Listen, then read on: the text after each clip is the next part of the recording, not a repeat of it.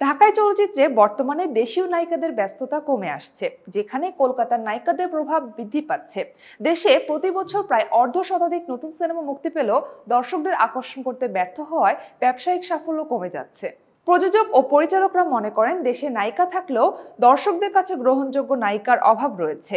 নাম সর্বস্ব অনেক নায়িকা থাকলেও তারা দর্শকদের আকর্ষণ করতে পারছেন না। ব্যক্তিগত জীবনের গুজব, বিয়ে বিচ্ছেদ সহ বিভিন্ন কারণে প্রতিষ্ঠিত নায়িকারাও তাদের ইমেজ হারাচ্ছেন।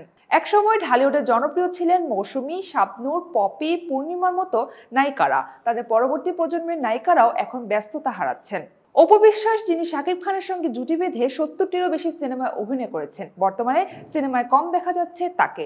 তিনি এখন অনলাইনে কন্টেন্ট তৈরি করে ব্যস্ত সময় কাটাচ্ছেন। মাহিয়া মাহি, যিনি ২০১২ সালে ভালোবাসার রং দিয়ে অভিষেক করেন, বর্তমানে রাজনীতিতে সক্রিয় হওয়ার পর সিনেমায় আগের মতো কাজ পাচ্ছেন না। নিপুণ আক্তারও অভিনয়ে অনিয়মিত এবং বিভিন্ন বিতর্কের কারণে সমালোচিত হয়েছেন। এদিকে পরিমণি আবার আলোচনায় না থাকলেও সারা বছর তিনি বিভিন্ন ইস্যুতে আলোচনার সমালোচনায় থাকেন। তিনিও বর্তমানে সিনেমায় খুব একটা জনপ্রিয়তা কুড়াচ্ছেন না। সিনেমা সংশ্লিষ্টরা মনে করছেন, এই পরিস্থিতিতে ঢাকায় চলচ্চিত্রে ক্রমে কলকাতার নায়িকাদের উপস্থিতি চোখে পড়ার মনোভাব বাড়ছে, যা দেশীয় নায়িকাদের জন্য এক ধরনের কঠিন প্রতিযোগিতার পরিবেশ সৃষ্টি করছে। সংশ্লিষ্টরা আশঙ্কা করছেন, এভাবে চলতে থাকলে দেশীয় নায়িকাদের বেকারত্ব আরও বাড়বে এবং চলচ্চিত্র শিল্পে নেতিবাচক প্রভাব পড়বে।